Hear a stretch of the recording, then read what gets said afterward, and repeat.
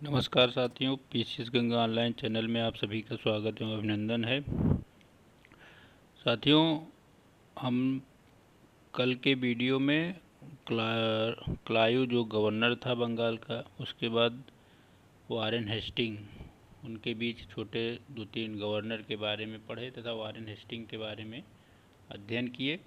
आज उसके आगे हम लोग कॉर्नवालिस से लेके लॉर्ड एमहर्स्ट तक पढ़ने का और उनके द्वारा किए गए कार्यों का अध्ययन करेंगे। आप लोगों से निवेदन है कि चैनल को अधिक से अधिक मात्रा में सब्सक्राइब करें और तथा शेयर करें, ताकि हम और मेहनत अच्छे से करके और विषयों के वीडियो आपको उपलब्ध कराने का प्रयास करें। आपका प्रयास या आपका उत्साह जो है हमारे लिए बहुत उपयोगी है। तो देखिए, आगे अध्ययन की शुरुआत करते हैं। तो वारेन हेस्टिंग और लॉर्ड कॉर्नवालिस के बीच जॉन मैकफर्सन नामक एक अस्थायी गवर्नर भारत में बनाया जाता, governor general. Lord Warren Hasting के पश्चात तुरंत लॉर्ड कॉर्नवालिस नहीं आता, उसके बीच कुछ समय के लिए एक अस्थायी गवर्नर भारत में आता है, गवर्नर जनरल, जिसका नाम था जॉन मैकफर्सन। तो याद रखिएगा, अगर बीच में पूछ ले तो यह नाम याद रखिएगा, नहीं तो प्रश्न गलत हो सकता है, या मिलान करने के लिए पूछ ले। ज़्यादातर किताबों में इसका नाम ही नहीं मिलता। वारेन हेस्टिंग के बाद सीधा कॉर्नवालिस का नाम मिलता है। इसके पश्चात आता है लॉर्ड कॉर्नवालिस। लॉर्ड कॉर्नवालिस 1786 से 1793 प्रथम कार्यकाल, फिर 1805 में एक बार फिर आता है और यहीं पे इसकी मृत्यु हो जाती है। गाजीपुर उत्तर प्रदेश में इसकी कब्र है, जहाँ इसे दफनाया गया है। तो लॉर्ड कॉर्नवालिस भारत में अनेक सुधार कार्य किए। ठीक, तो लॉर्ड कॉर्नवालिस के बारे में कहा जाता है कि यह जनवरी 1760 में संसद सदस्य, ब्रिटिश की संसद का सदस्य बना और 1762 में से अर्ल की उपाधि दी गई और बाद में उसे हाउस ऑफ लॉर्ड में शामिल किया गया। अमेरिका में जब क्रांति हो रही थी तो वह वहाँ लेफ्टिनेंट जनरल के रूप में भी कार्य कर चुका है। कॉर्नवालिस यह अमेरिका में भी ब्रिटिश कंपनी का एक तरह से नेतृत्व कर चुका है। ब्रिटिश ईस्ट इंडिया कंपनी द्वारा 1786 में लॉर्ड कॉर्नवालिस को भारत का गवर्नर जनरल नियुक्त किया गया। उसी समय ब्रिटिश संसद द्वारा क्या किया जाता है, 1786 में एक विधि या कानून पारित किया जाता है और गवर्नर जनरल तथा भारत के सेनापति का पद एक में ही कर दिया जाता है, मतलब एक ही व्यक्ति दोनों कार्य करेगा। इस तरह से 1786 में लॉर्ड कॉर्नवालिस ब्रिटिश गवर्नर और सेनापति दोनों था। पहला ऐसा व्यक्ति था जो ब्रिटिश कंपनी का गवर्नर जनरल तथा सेनापति दोनों था। कॉर्नवालिस के कार्यों में हम देखेंगे तो कॉर्नवालिस ने निजामत अदालत को मुर्शिदाबाद से हटाकर कोलकाता स्थापित की। हम लोगों ने पढ़ा था कि राजकोष जो था मुर्शिदाबाद से कोलकाता कौन ले गया था, तो आप लोग इसको कमेंट में बताइए। मैंने कल के वीडियो में बताया था कि राजकोष जो था, राजस्व विभाग या राजकोष, मुर्शिदाबाद से कोलकाता कौन लेके गया, इसको कमेंट में बताइए।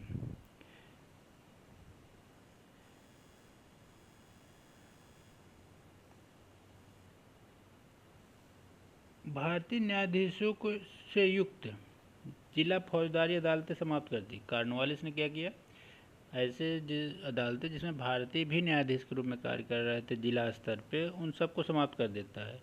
4, ये कई बार पूछा गया, 4 भ्रमणशील न्यायालय, 3 बंगाल में, 1 बिहार में। 3 कहाँ, बंगाल में, 1 बिहार में नियुक्त किया।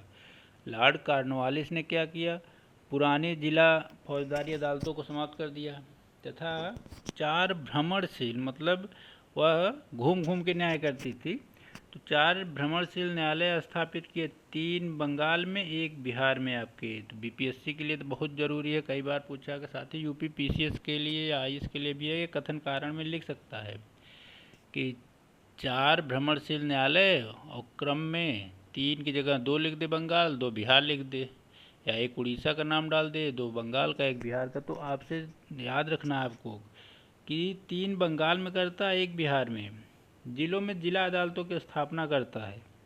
जिला में क्या करता है, पहले तो जिला फौजदारी को समाप्त कर देता है, अब जिला अदालत की स्थापना करता है। जिला न्यायाधीश का पद सृजित करता है। कार्नवालिस द्वारा जिला न्यायाधीश का पद सृजित किया जाता है, याद रखिएगा। साथ ही साथ जिला न्यायालय के ऊपर 4 प्रांतीय न्यायालय बनाए, जहां इन जिला न्यायालयों के निर्णय के खिलाफ अपील की जा सकती थी। जिला न्यायालयों के विरुद्ध अगर मान लीजिए आप किसी फैसले से संतुष्ट नहीं हैं, कोई भी व्यक्ति, तो कहाँ अपील कर सकता था, 4 प्रांतीय न्यायालयों में। तो इसका मतलब ये बड़ी थी, जिला न्यायालय से बड़ी कौन थी, प्रांतीय न्यायालय। ये अदालतें कहाँ स्थापित की, 4, ये 4 अदालतें इसने कहाँ स्थापित की थी, याद रखिएगा। मुर्शिदाबाद, कोलकाता, पटना, ढाका। आज तो बांग्लादेश में हो गया, बाकी 3 आज भी भारत में 3 क्षेत्र हैं, तो उसमें से मुर्शिदाबाद, कोलकाता और पटना, ढाका, 4 प्रांतीय न्यायालय की स्थापना किया। रेवेन्यू कोड को भंग करके जिले में रेवेन्यू अदालत स्थापित किया। जो रेवेन्यू राजस्व कोर्ट थी, ब्रिटिश कंपनी द्वारा बनाया गया था, स्थापित किया गया, तो उसको भंग कर देता, समाप्त कर देता। और 4 नहीं सॉरी, जिलों में जो भी जिले थे उस समय रेवेन्यू अदालत की स्थापना करता है। सब प्रकार के कानून का संग्रह करके 1793 ईस्वी में कार्नवालिस कोड की स्थापना कार्नवालिस द्वारा कराई जाती है। तो कार्नवालिस कोड में कुछ मानक या कुछ वैधानिक प्रावधान करता है, जिसे इतिहासकार उसका नाम कार्नवालिस कोड रख देते हैं। उसने ऐसा नहीं कहा था, लेकिन बाद के समय में जब उसका इतिहास लिखा जाने लगा तो उसके द्वारा बनाए गए मानक नियम को कार्नवालिस कोड के नाम से जाना जाने लगा। तो याद रखिएगा, कार्नवालिस कोड की स्थापना कब की गई, 1793 में ही उसने कुछ मानक निर्धारित किए, जिसे कार्नवालिस कोड कहा गया। 1793, ये 1793 ईयर जरूर याद रखिएगा। संहिता बनाई, संहिता हो गया गलत, संहिता होगा। उसने कर तथा न्याय प्रशासन को पृथक किया। ब्रिटिश नियुक्ति को प्राथमिकता दी। ब्रिटिश मतलब भारतीय जो भी इस पदों पे नियुक्त होते थे, कर और प्रशासनिक पदों पे, उनको हटा के ब्रिटिश नागरिक को ही प्राथमिकता दिया कि इनकी नियुक्ति की जाए। कार्नवालिस को भारत में सिविल सेवा का जनक माना जाता है। भारत में सिविल सेवा का जनक कौन था, लॉर्ड कार्नवालिस। याद रखिएगा, जिस चीज़ की तैयारी कर रहे हैं उसका जनक कौन था भारत में ब्रिटिश कंपनी के तहत, लॉर्ड कार्नवालिस। लॉर्ड कार्नवालिस क्या था, भारत में सिविल सेवा का जनक था।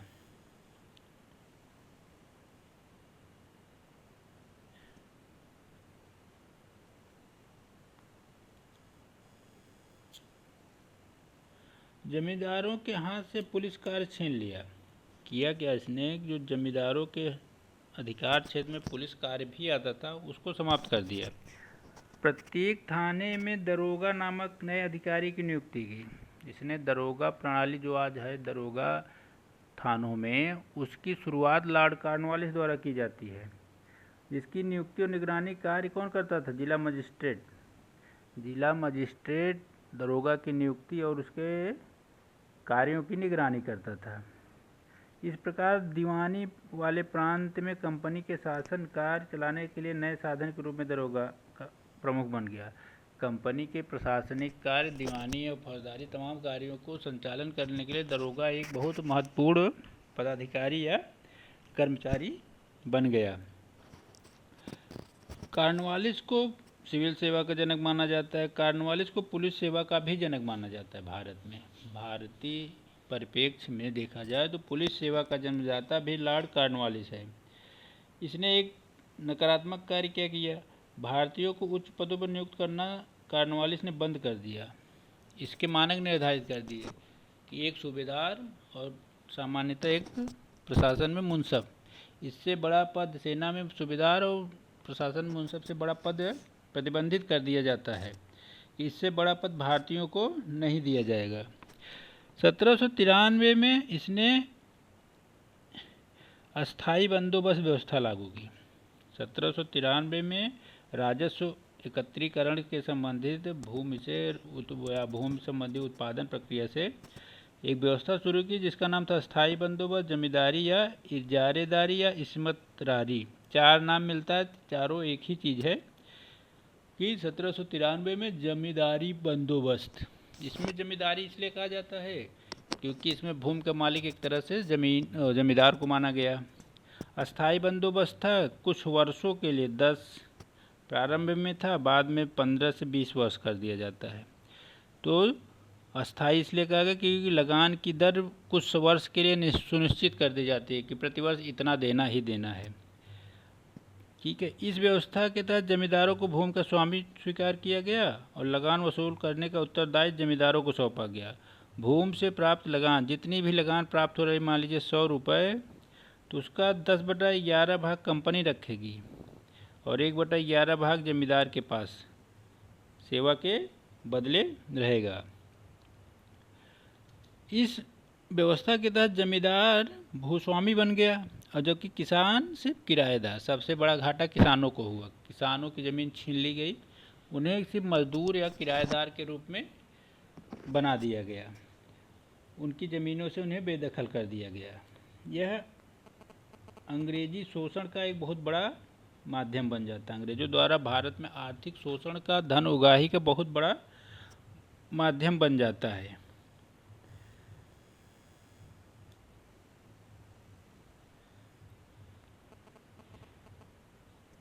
लॉर्ड कॉर्नवालिस को सिविल सेवा का जनक माना जाता है। लॉर्ड कॉर्नवालिस को पुलिस सेवा का जनक माना जाता है, याद रखिएगा। चार्ल्स ग्रांट का कहना है कि भूमि पर राज्य का अधिकार है। जब अस्थाई बंदोबस्त संबंधी ब्रिटिश अधिकारियों में चर्चा हो रही थी तो उस समय चार्ल्स ग्रांट कहता है कि भूमि जो है उसका स्वामी तो राज्य है और राज्य शासन कौन कर रहा था? ईस्ट इंडिया कंपनी, अर्थात भूमि का मालिक तो ईस्ट इंडिया कंपनी है। इसलिए जमींदार अथवा किसानों से सरकार किसी से भी समझौता कर सकती है, अर्थात सरकार के पास यह शक्ति है को चाहे जमींदार से समझौता करे या किसानों से। इस परिस्थिति में जमींदार भूमि का मालिक नहीं बल्कि लगान वसूल करने वाला अधिकार सरकार का प्रतिनिधि मात्र है। इसे सूर्यास्त कानून के तहत लगान समाप्त करने की भी प्रथा यहाँ शुरू हुई थी। कहना यह था कि सूर्यास्त से पहले निर्धारित तिथि तक जमींदार यदि जमीन से प्राप्त राजस्व सरकार के कोष में जमा नहीं करती थी तो वह सारी ज़मीन जमींदार से छीन के दूसरे जमींदार को देने का अधिकार किसके पास था? कंपनी के पास। अर्थात जमींदार भी सर्वे सर्वा नहीं था ज़मीन का, उससे भी ज़मीन छीनी जा सकती थी अगर लगान समय से न चुकाता। लॉर्ड कॉर्नवालिस ने जॉन शोर के पक्ष का समर्थन किया। एक जॉन शोर भी थे, उन्होंने अपना विचार रखा तो और अस्थाई बंदोबस्त लागू किया। 1789 ईस्वी में लॉर्ड कॉर्नवालिस ने दास व्यापार और दासों के निर्यात पर प्रतिबंध लगाया। बहुत इंपॉर्टेंट क्वेश्चन है, दास व्यापार और दासों के निर्यात पर प्रतिबंध लगाने वाला कौन था? तो लॉर्ड कॉर्नवालिस था। लॉर्ड कॉर्नवालिस ने दास व्यापार, दास प्रथा पर नियंत्रण लगाने का प्रयास किया और प्रतिबंध लगाया। 1790 से 1792 के मध्य तृतीय आंग्ल मैसूर युद्ध होता है। 1790 से 92 में तृतीय आंग्ल मैसूर युद्ध होता है कॉर्नवालिस के समय, और मैसूर का नेतृत्व टीपू सुल्तान कर रहा था। श्रीरंगपट्टनम की संधि होती है। यह संधि मैसूर के लिए अपमानजनक थी क्योंकि आधा राज्य उसका छीन लिया जाता है, उसके 2 पुत्रों को बंधक बनाया जाता है। कॉर्नवालिस की समाधि उत्तर प्रदेश के गाजीपुर में है। अक्टूबर 1805 में इसकी मृत्यु होती है। जब दूसरी बार गवर्नर जनरल बन के आता है तब की बात है। कॉर्नवालिस का मैसूर के युद्ध के संबंध में एक कथन है।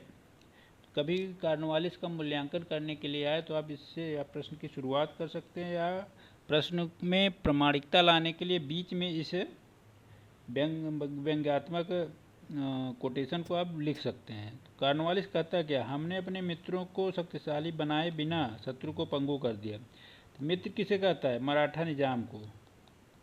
क्योंकि तृतीय आंग्ल मैसूर युद्ध पढ़ेंगे तो उसमें ब्रिटिश कंपनी ने क्या किया था, मराठा और निजाम को अपनी तरफ मिला लिया था। टीपू सुल्तान की यही कूटनीतिक हार थी। टीपू सुल्तान मराठा और निजाम को अपनी तरफ नहीं मिला पाया। अपने मित्रों को शक्तिशाली नहीं बनाने दिया, मतलब मराठा और निजाम को शक्तिशाली भी नहीं बनने दिया, तथा शत्रु मैसूर या टीपू को पंगु बना दिया, मतलब उसे कमज़ोर कर दिया। यह तृतीय आंग्ल मैसूर युद्ध के संबंध में किसका कथन था? लॉर्ड कॉर्नवालिस का। लॉर्ड कॉर्नवालिस का यह कथन था। लॉर्ड कॉर्नवालिस ने निजी व्यापार पर तथा सिविल सेवकों को उपहार लेने पर प्रतिबंध लगाता है। लॉर्ड कॉर्नवालिस क्या करता है? भ्रष्टाचार पर नियंत्रण रखने के लिए घूसखोरी के कारण निजी व्यापार उपहार लेना बंद कर देता है। एक विशेष प्रकार के अनुबंध पर ब्रिटिश कंपनी के अधिकारियों से हस्ताक्षर भी करवाता है कि इस मानक को अब आप लोग मानेंगे, क्योंकि उस समय क्या था कि ब्रिटिश कंपनी के अधिकारी भारत में एन केन प्रकार अधिक से अधिक मुनाफा कमाने के लिए भ्रष्टाचार बहुत बढ़ाते चले गए। तो लॉर्ड कॉर्नवालिस ने क्या किया? भ्रष्टाचार और घुसखोरी पर नियंत्रण करने के लिए व्यापार उपहार लेना जो ब्रिटिश अधिकारी रजवाड़ों से, जमींदारों से लेते थे, सब पे प्रतिबंध लगाने का प्रयास किया। आधुनिक भारतीय न्याय व्यवस्था का जन्मदाता लॉर्ड कॉर्नवालिस को माना जाता है। याद रखिए, आधुनिक न्याय व्यवस्था का जन्मदाता लॉर्ड कॉर्नवालिस को माना जाता है। प्रशासनिक सिविल सेवा का जनक, पुलिस सेवा का, दरोगा जैसी पद्धति या दरोगा पद का सृजन करता है। न्याय व्यवस्था का भी जन्मदाता इसे माना जाता है। लॉर्ड कॉर्नवालिस ने भारत में व्यक्तिगत संपत्ति का निर्माण करने वाला नहीं बल्कि व्यक्तिगत संपत्ति का नाश करने वाला कथन है। यह है लॉर्ड चार्ल्स मेटकाफ का। मेटकाफ कहता है लॉर्ड कॉर्नवालिस भारत में व्यक्तिगत संपत्ति का निर्माण करने वाला नहीं था बल्कि व्यक्तिगत संपत्ति को नाश करने वाला था। कहने का मतलब ये, जब आप इस कोटेशन को याद करके लिख लीजिए, जब मुख्य परीक्षा में आप अस्थाई बंदोबस्त लिखने जाएंगे तो किसानों के पक्ष में जब आप लिखेंगे कि किसानों को क्या लाभ हानि हुए, तो वहाँ पे ये लिख सकते हैं कि कॉर्नवालिस द्वारा प्रारंभ की गई अस्थाई बंदोबस्त व्यवस्था के तहत उसने निजी संपत्तियों या व्यक्तिगत संपत्तियों को सर्वनाश कर दिया। संपत्ति किसकी गई? किसानों की। उनकी जो निजी संपत्ति थी, जो जब भूमि उनके अधिकार क्षेत्र में थी, उसे इसने क्या किया? समाप्त कर दिया। कॉर्नवालिस कोड में क्या हुआ? शक्तियों के पृथक्करण का सिद्धांत अपनाया गया था। पूछ सकता है लॉर्ड कॉर्नवालिस के कोड जो है संहिता में कौन सा सिद्धांत अपनाया गया? तो शक्तियों के पृथक्करण, अर्थात शक्तियों का विधायिका, न्यायपालिका, कार्यपालिका के अनुरूप पृथक्करण किया गया। हस्तक्षेप न करने की नीति के समर्थक वर्ग ने लॉर्ड कॉर्नवालिस का भी नाम आता है। भारत में आप एक पढ़ेंगे गवर्नर जनरलों की लिस्ट में, तो कुछ लोगों को कहा जाता है आक्रामक की नीति अपनाते हैं, कुछ हस्तक्षेप नहीं करते, मतलब भारतीय रजवाड़ों के आंतरिक मामलों में कोई हस्तक्षेप नहीं करते। वह ब्रिटिश ईस्ट इंडिया कंपनी के अधीन ही उसके विस्तार के लिए कार्य करते, न कि रजवाड़ों के कोई संबंध बना के किसी तरह का। लॉर्ड कॉर्नवालिस ने हस्तक्षेप न करने की नीति को अपनाया। कॉर्नवालिस संहिता जो थी, लॉर्ड कॉर्नवालिस का कोड जो इसे कहा जाता है, उसके तहत उसने क्या किया था? राजस्व संग्रह और न्यायिक कार्यों को अलग अलग कर दिया। दीवानी और आपराधिक न्यायालयों की एक प्रणाली स्थापित की, जिसका उद्देश्य था एक सुव्यवस्थित और कुशल कानून प्रणाली का निर्माण करना, जिसके तहत उसने क्या किया? कार्यों का पृथक्करण किया। पृथक्करण के सिद्धांत के आधार पर कार्यों का पृथक्करण करता है। न्यायिक निष्पक्षता को बढ़ाने के लिए राजस्व संग्रह और न्यायिक कार्यों को अलग कर दिया। उसने राजस्व कार्य को और न्यायिक कार्य को अलग कर दिया। कलकत्ता या कोलकाता, ढाका, मुर्शिदाबाद, पटना में उसने सर्किट कोर्ट स्थापित किए। वहाँ पर यूरोपीय न्यायाधीशों की नियुक्ति करता है सर्किट कोर्ट में। ध्यान रखिएगा, भारतीयों को इससे दूर रखता है। दीवानी और आपराधिक मामलों की सुनवाई का व्यवस्था करता है।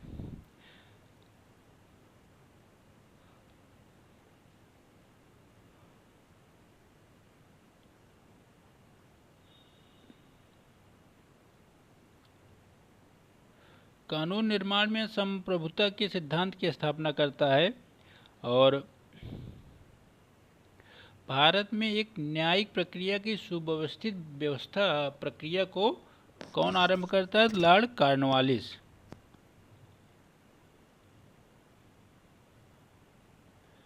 इसके समय पिट का संशोधन एक्ट आता है 1786 में। आंग्ल मराठा युद्ध, ये आंग्ल मैसूर युद्ध होता है। और 1791 लॉर्ड कॉर्नवालिस के संबंध में संस्कृत महाविद्यालय की स्थापना की जाती है। संस्कृत महाविद्यालय की स्थापना वाराणसी में की जाती है। इसके पश्चात आता है सर जॉन शोर 1793 से 1798। यह भी हस्तक्षेप नीति का समर्थक था, मतलब वह भारतीय रजवाड़ों के आंतरिक मामलों में हस्तक्षेप नहीं करने की नीति का समर्थक था।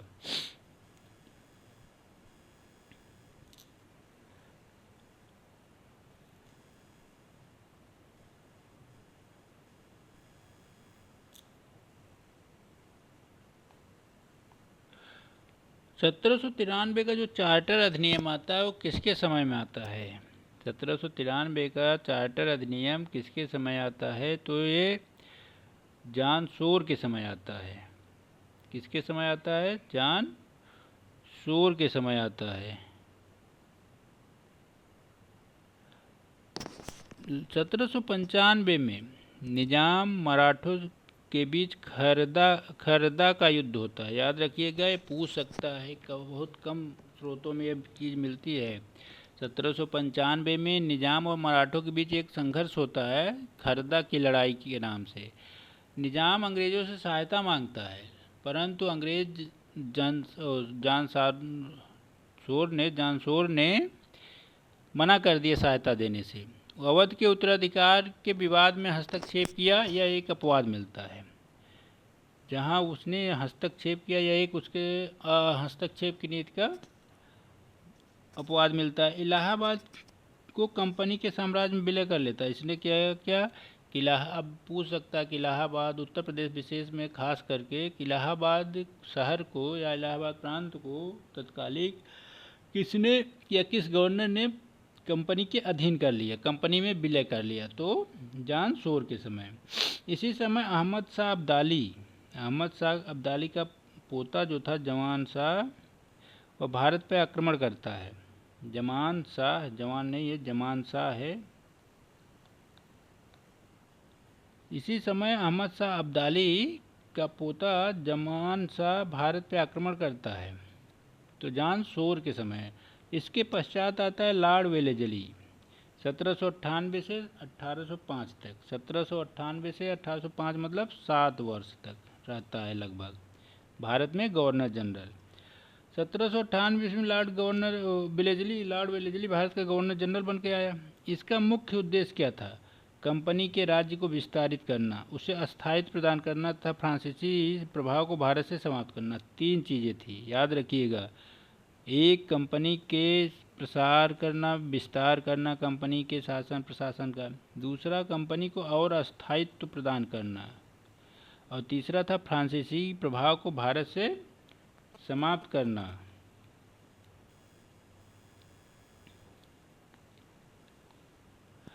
सात वर्षों की छोटी अवधि में उसने भारत की प्रमुख शक्तियों को पराजित कर ब्रिटिश कंपनी को बहुत सुदृढ़ बनाया। किसने? लॉर्ड वेलेजली ने। इसकी प्रमुख नीति सहायक संधि की नीति थी। याद रखिएगा, सहायक संधि की नीति ऐसी नीति थी जिसके लिए वेलेजली सबसे ज़्यादा याद किया जाता है। इसने कंपनी की सेवा कंपनी द्वारा ब्रिटिश रेजिडेंट को रखने के बदले कंपनी को एक निश्चित रकम देने पड़ती थी। मतलब कोई भी भारतीय रजवाड़ा या राज्य जब सहायक संधि पर हस्ताक्षर करता था तो ब्रिटिश कंपनी क्या करती थी? उसे कंपनी की सेवा करने का अवसर देती है तथा उसके राज्य में एक ब्रिटिश रेजिडेंट या प्रतिनिधि को रखा जाता है। रखने का ये कारण था कि वो प्रतिनिधि राज्य के सभी क्रिया विधियों को समझता था तथा उसकी सूचना कंपनी को देता था, जिससे कंपनी के विरोध में अगर किसी राज्य में विरोध प्रदर्शन होने की सुगबुगाहट मिले तो कंपनी चौकन्ना हो जाए। काफ़ी सोच विचार के रेजिडेंट जैसे रखने की प्रक्रिया अपनाई गई थी। सहायक संघ स्वीकार करने वाले राजाओं में सर्वप्रथम निजाम हैदराबाद के थे 1798, तो कहीं कहीं 1800 मिलता है, 1798 या 1800। उसके बाद मैसूर का नाम आता है। एक बार पूछा है क्रम से मिलान करने के लिए, इसलिए इस डेट को याद रखिएगा। और रजवाड़ों के क्षेत्र, तो पहला सहायक संधि पे हस्ताक्षर करने वाला वेलेजली की सहायक संधि पे हैदराबाद का निजाम। दूसरा कौन था? मैसूर। तीसरा तंजौर। फिर होता है 1799 में तंजौर। सूरत 1800 में। अवध 1801। कर्नाटक 1801। पेशवा 1802। बरार और के भोसले 1803। सिंधिया 1804। जोधपुर जयपुर मच्छी है, मछली नहीं है, ये टाइप गलत है, मच्छी बूंदी और भरतपुर जैसे राज्य सहायक संधि के द्वारा ब्रिटिश कंपनी की अधीनता स्वीकार कर लेते हैं, अपने राज्य का विलय कर देते हैं। याद रखिएगा, इंदौर के होलकर सहायक संधि स्वीकार नहीं किए थे। यद्यपि वेलेजली ने चाहा था कि ये भी द्वितीय आंग्ल मराठा युद्ध के पश्चात सहायक संधि पे हस्ताक्षर कर दे, लेकिन होलकर जो थे इन्होंने ब्रिटिश कंपनी की अधीनता या सहायक संधि को स्वीकार नहीं किया। ज्ञात है कि सहायक संधि का प्रयोग, अब देखिए ऐसे नाम होता है कि भारत में सहायक संधि का सर्वप्रथम प्रयोग किसने किया, तो फ्रांसीसी गवर्नर डुप्ले था। फ्रांसीसी गवर्नर डुप्ले था जो भारत में सहायक संधि को स्वीकार करता है, स्वीकार करने की नीति अपनाता है। परंतु भारत में सहायक संधि स्वीकार करने वाला अगर वेलेजली शब्द न लिखा रहे तो अवध राज्य था। 1765 में इलाहाबाद की संधि के तहत अवध ने एक तरह से सहायक संधि की शर्तों के अनुरूप ही समझौते किए थे। चतुर्थ आंग्ल मैसूर युद्ध 1799 में होता है। टीपू सुल्तान से होता है, टीपू की मौत हो जाती है और मैसूर राज्य का विलय कर लिया जाता है। किसमें? कंपनी के शासन में। कंपनी के शासन में विलय कर लिया जाता है। 1800 में सिविल सेवकों के प्रशिक्षण हेतु, देखिए सिविल सेवा का जनक कौन था? कॉर्नवालिस। अब सिविल सेवकों के प्रशिक्षण के लिए, सिविल सेवकों के प्रशिक्षण के लिए कोलकाता में फोर्ट विलियम कॉलेज की स्थापना कौन करता है? फोर्ट विलियम कॉलेज की स्थापना वेलेजली द्वारा की जाती है। यह फ्रांसीसी सुरक्षा के दृष्टिकोण से वेलेजली ने बंगाल के निकट डच अधिकृत क्षेत्र पर 1801 में नियंत्रण कर लिया। तो ब्रिटिश सिविल सेवकों की प्रशिक्षण के लिए फोर्ट विलियम कॉलेज की स्थापना कौन करता है? लॉर्ड वेलेजली 1800 में। और साथ ही साथ फ्रांसीसियों से सुरक्षा के दृष्टिकोण से वेलेजली ने बंगाल के निकट डच अधिकृत क्षेत्र पर 1801 में कब्जा कर लिया या नियंत्रण स्थापित कर लिया। 1803 में लॉर्ड लेक दिल्ली और आगरा पर कब्जा कर मुगल शाह आलम द्वितीय को अपने संरक्षण में ले लेते हैं। लॉर्ड लेक जो थे ये क्या करते हैं? 1803 में दिल्ली और आगरा वाले क्षेत्र पर नियंत्रण स्थापित कर लेते हैं जो शाह आलम द्वितीय के अधीन था। ठीक। पेशवा के साथ क्या करते हैं? मराठा पेशवा बाजीराव द्वितीय थे इस समय, तो 1802 में बेसिन की संधि करते हैं। British east India company Peshwa के साथ बेसिन की संधि 1802 में करती है।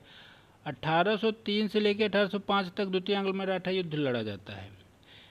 1799 में मेहदी अली खान के दरबार में 1800 में मैकलम को अपना राजदूत बनाकर फारस के शाह, जो आज का ईरान है, फारस के शाह के दरबार में भेजा जाता है। किसको? मैकलम को राजदूत बना के कहाँ भेजा जाता है? आधुनिक ईरान या उस समय का फारस।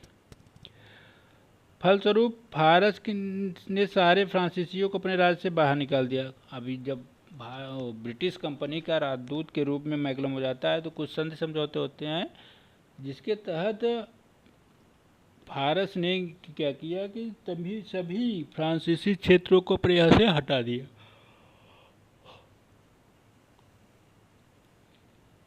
देखिए, सहायक संधि का जन्मदाता वेलेजली नहीं है।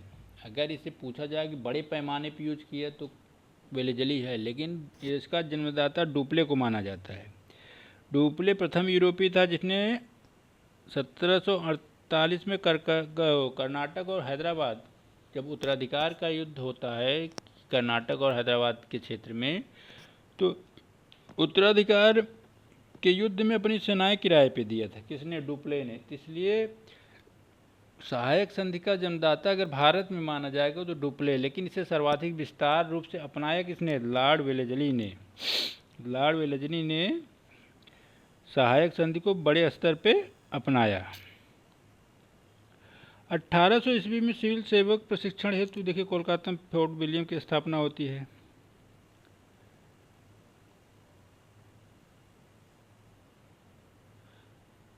ये तो वही लाइन। अंग्रेजों ने सर्वप्रथम 1765 में इलाहाबाद की संधि के तहत अवध के नवाब से सहायक संधि स्वीकार की थी। याद रखिएगा, अगर ऑप्शन में अवध भी है तो आप सर्वप्रथम अवध मारेंगे। जनरली देता नहीं है, हैदराबाद या निज़ाम के नाम से ही देता है। अगर कभी टेक्निकल इशू बना के कोई बझाने का प्रयास करे तो याद रखिएगा डुप्ले इसका जन्मदाता माना जाता है। लेकिन क्लाइव ने 1765 में ही जब संधि की थी, जिसके अवध के नवाब से जो संधि की शर्तें थी, एक तरह से सहायक संधि की जो मानक थे उसके अनुरूप संधि की गई थी। इसलिए कहा जाता है कि सर्वप्रथम किसने स्वीकार की? अवध के नवाब ने स्वीकार की थी अंग्रेजों के द्वारा। परंतु बड़े पैमाने पर किसने लागू किया? तो लॉर्ड वेलेजली ने। किंतु सहायक संधि को और विस्तार रूप से लॉर्ड वेलेजली ने अपनाया, विस्तारित किया। सर्वप्रथम 1798 में वेलेजली ने क्या किया? सहायक संधि हैदराबाद से की। वेलेजली की सहायक संधि स्वीकार करने वाला पहला राज्य अगर होगा तो हैदराबाद होगा। P.E. रॉबर्ट्स का कहना है यदि क्लाइव ने भारत में ब्रिटिश साम्राज्य को जन्म दिया तो वारेन हेस्टिंग ने उसे गंभीर कठिनाइयों से रक्षा की। याद रखिएगा, अगर इनका मूल्यांकन करने के लिए कभी आता है तो ये इनका P.E. रॉबर्ट्स का कहना है कि क्लाइव ने क्या किया? भारत में ब्रिटिश साम्राज्य को जन्म दिया। वारेन हेस्टिंग ने गंभीर कठिनाइयों से उसकी रक्षा की।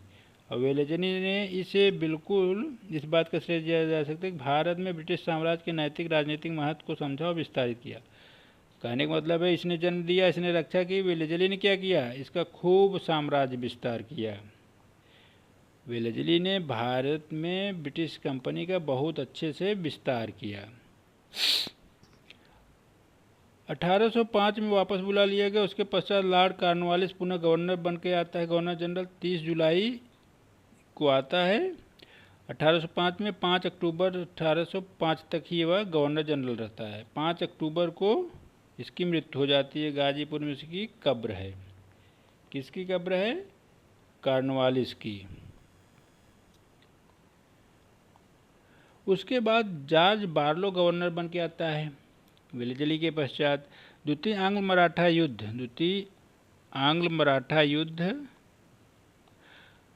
1803 से 1805 में वेलेजली के समय लड़ा गया। 21 दिसंबर 1802 को वेलेजली की सहायक संधि स्वीकार कर बाजीराव द्वितीय थे। 1802 में मराठा शक्ति द्वारा या मराठा नेतृत्व द्वारा सहायक संधि स्वीकार किया गया। तो सहायक संधि स्वीकार करने वाला मराठा शक्ति में कौन था? बाजीराव द्वितीय। इन्हें पेंशन दे दी गई और तथा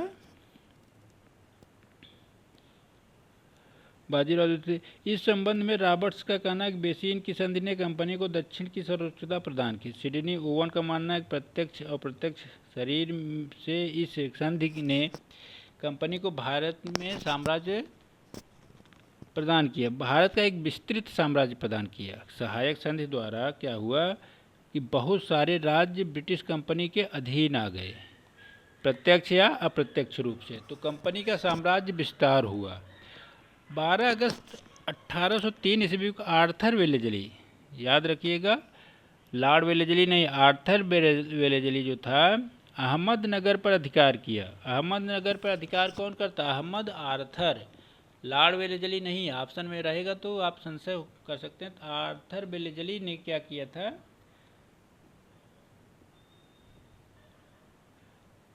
12 अगस्त 1803 में आर्थर वेलेजली ने अहमदनगर पर अधिकार किया। 23 सितंबर को औरंगाबाद में असई के युद्ध में, असई का युद्ध अब याद रखिएगा, असई के युद्ध में सिंधिया और भोसले की सेना को पराजित करता है कौन? Arthur Wellesley. 29 नवंबर को अमरगांव के युद्ध में भोसले की सेना को पराजित करता है। पहले सिंधिया भोसले को पराजित करता है, फिर भोसले की सेना को फिर पराजित करता है। 15 दिसंबर 1803 को गाविलगढ़ के दुर्ग पर अंग्रेजों ने अधिकार कर लिया। यह ब्रिटिश दुर्ग था, तो मराठा दुर्ग गाविलगढ़। तो 15 दिसंबर 1803 ईस्वी में गाविलगढ़ के दुर्ग पर अंग्रेजों ने अधिकार कर लिया। 17 दिसंबर 1803 में भोसले ने अंग्रेजों के साथ देवगांव की संधि की। जब ब्रिटिश कंपनी का विस्तार होने लगा तो भोसले ने 1803 में देवगांव की संधि की। 30 दिसंबर 1803 को सिंधिया ने अंग्रेजों के साथ सुरजी अर्जुन गांव की संधि की। तो याद रखिए कि ये संधिकर्ता कौन थे। तो एक तरफ ब्रिटिश तो है फिक्स है, दूसरी तरफ कौन थे, इनका नाम याद रखिएगा। तो 30 दिसंबर 1803 को सिंधिया ने अंग्रेजों के साथ सुरजी अर्जुन गांव की संधि संपन्न की। 7 जनवरी 1806 को होलकर ने अंग्रेजों के साथ राजपुर की संधि की। राजपुर घाट की संधि किसने की? 7 जनवरी 1806 को होलकर ने अंग्रेजों के साथ की थी। आर्थर वेलेजली का सहायक संधि के संबंध में क्या कहना था? यह कहता है आर्थर वेलेजली, हमारी नीति हमारे लक्ष्य समस्त भारतीय शक्तियों को समाप्त कर देना है। अगर मूल्यांकन करने के लिए पूछे सहायक संधि के संबंध में तो आप इसको लिख के इस कोटेशन को अपने उत्तर को प्रमाणित बना सकते हैं। क्या लिखना है? बस हमारी नीति और हमारे लक्ष्य ने समस्त भारतीय शक्तियों को समाप्त कर दिया। कहने का मतलब एक तरह से व्यंग है। टॉमस मुनरो क्या कहता है? मित्र राष्ट्रों को राष्ट्रीय चरित्र की स्वतंत्रता और समस्त सम्मानपूर्ण व्यवहार खोकर सुरक्षा प्राप्त कर ली।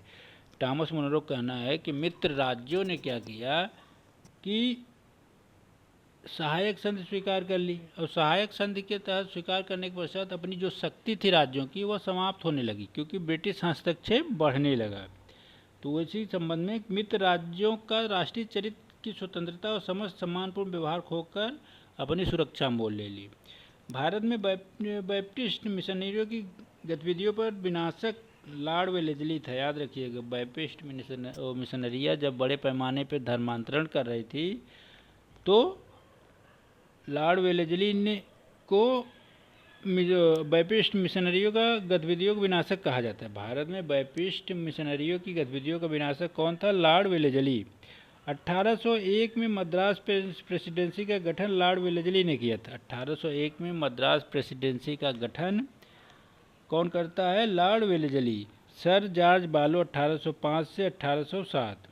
सर जॉर्ज बार्लो, इसका कार्यकाल के दौरान बार्लो के कार्यकाल के दौरान बंगलुरु में 1806 में विद्रोह होता है। बंगलुरु में एक विद्रोह होता है 1806 में। तो कार्यकाल किसका था? जॉर्ज बार्लो का। जॉर्ज बार्लो का कार्यकाल था यह। 1807 में मद्रास का गवर्नर बना दिया जाता है। पहले तो गवर्नर जनरल था, बाद में क्या करते हैं कि इसको गवर्नर बना देते हैं। इसके स्थान पर लॉर्ड मिंटो को गवर्नर जनरल नियुक्त किया जाता है। 1805 में राजपुर घाट की संधि के तहत होलकर के साथ संपन्न हुई। देखिए 1807 में मद्रास का गवर्नर बना, उसके स्थान पर लॉर्ड मिंटो को गवर्नर जनरल नियुक्त किया गया। इसके समय में 1805 में राजपुर घाट की संधि होलकर के साथ संपन्न होती है। लॉर्ड मिंटो प्रथम 1807 से 1813, 1807 से लेकर 1813 तक। इसके समय अमृतसर की संधि होती है 1809 में। 1809 में रणजीत सिंह के साथ अंग्रेजों ने क्या किया था? अमृतसर की संधि संपन्न की थी।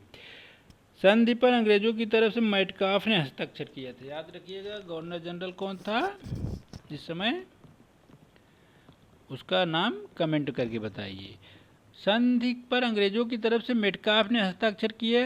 इसमें सतलज नदी को दोनों राज्यों की सीमा निर्धारित की गई। सतलज नदी की उत्तरी और पूर्व पश्चिमी की सीमा निर्धारित की गई। मेटकाफ अंग्रेज प्रतिनिधियों की तरफ से इस पर हस्ताक्षर करता है। जॉन मैकलम को फारस के शाह के दरबार में भेजा था। किसने? मिंटो प्रथम ने जॉन मैकलम को फारस ईरान के शाह के दरबार में किसे भेजा था? एक दरबारी को भेजता है, दरबार में भेजता है किसी व्यक्ति को दूत बना के। 1813 का चार्टर एक्ट मिंटो के समय पारित हुआ। 1807 का चार्टर एक्ट ब्रिटिश कंपनी के अधीन पारित हुआ। यह भारत की सीमा को सुरक्षित रखने हेतु प्रथम बार विदेशी संबंधों, विदेशी शक्तियों के साथ संबंध स्थापित करने का प्रयास करता है। यह भारत की सुरक्षा को सुनिश्चित करने हेतु प्रथम बार विदेशी संबंधों, विदेशी शक्तियों के साथ संबंध स्थापित करना मुश्किल कार्य है।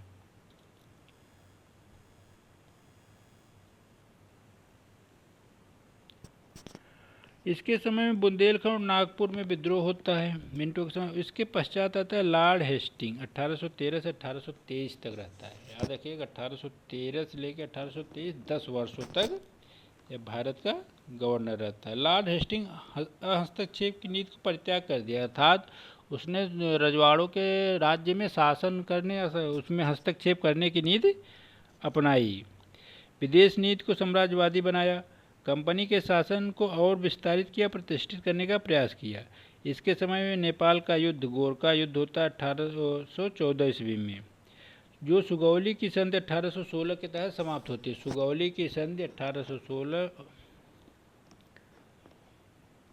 सुगौली की संधि के तहत कौन सा युद्ध समाप्त होता है? आंग्ल मराठा युद्ध। आंग्ल मराठा युद्ध कब लड़ा गया था? 1814 से 1816 के मध्य। इसी संधि के तहत गढ़वाल, शिमला, कुमायूं, रानीखेत, नैनीताल अंग्रेजों के अधिकार में हो गए।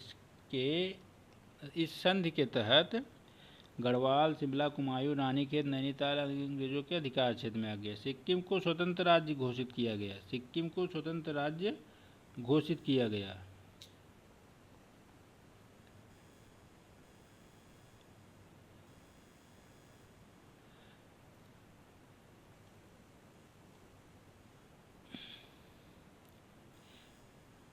एक सेकेंड रुक जाइए, ऊपर कैसे हो रहा है?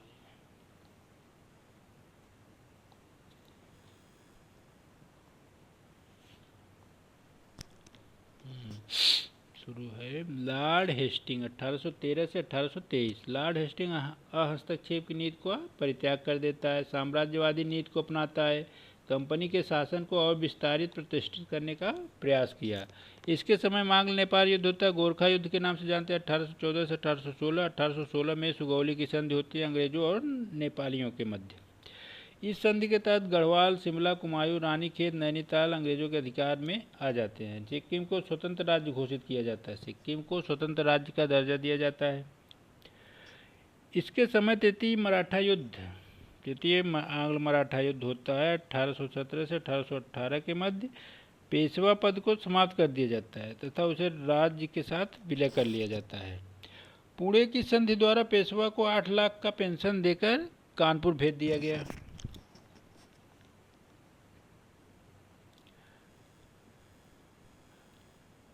पुणे की संधि द्वारा पेशवा को 8 लाख का पेंशन देकर कानपुर भेज दिया जाता है। 1818 में कानून द्वारा प्रेस की स्वतंत्रता प्रदान की जाती है। 1817 से लेकर 1818 के मध्य लॉर्ड हेस्टिंग ने पिंडारियों का दमन किया। पिंडारियों को मराठा शिकारी के शिकारी कुत्ते कहा जाता है, क्या संज्ञा दे दी गई। पिंडारियों को कुत्ते या शिकारी कुत्ते की संज्ञा दी गई। 1792 ईस्वी को मद्रास के 12 महल जिले में पहली बार कर्नल रीड ने रैयतवाड़ी व्यवस्था लागू की। 12 महल जो क्षेत्र था, जिसमें कई आज के प्रांत आते हैं, जिले में पहली बार कर्नल रीड ने रैयतवाड़ी व्यवस्था लागू की। 1820 से लेकर 1827 के मध्य मुनरो द्वारा मद्रास का गवर्नर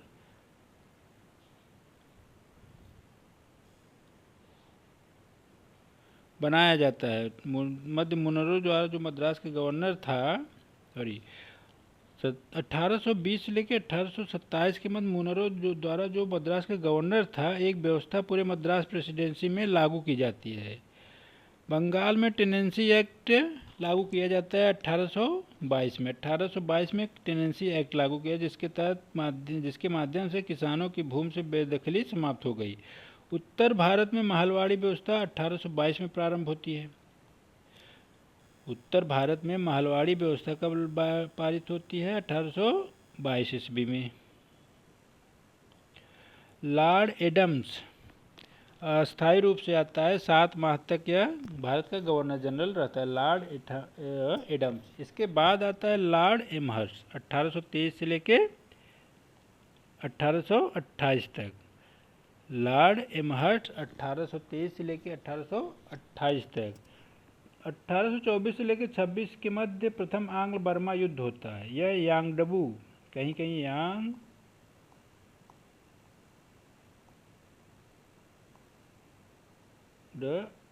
की संधि के नाम से भी जाना जाता है, 1826 में घटित होती है आंग्ल बर्मा के साथ, जिसके तहत असम, जयंतिया, कछार आदि क्षेत्र अंग्रेजों पर आधिपत्य हो गया। जैसे क्षेत्रों पर मणिपुर को स्वतंत्र राज्य घोषित किया गया। 1824 में भरतपुर पर अधिकार कर लिया गया। दुर्जन राय है तथा बलदेव सिंह के पुत्र को गद्दी से बैठाया गया। एमहर्स्ट ने 1824 में कोलकाता में गवर्नमेंट संस्कृत कॉलेज की स्थापना की। गवर्नमेंट संस्कृत कॉलेज की स्थापना कोलकाता में किसने स्थापित कराया? कोलकाता में गवर्नमेंट संस्कृत कॉलेज की स्थापना किसने कराई? तो लॉर्ड एमहर्स्ट ने कराया था। 1824 में बैरकपुर में भारतीय सैनिकों ने विद्रोह किया।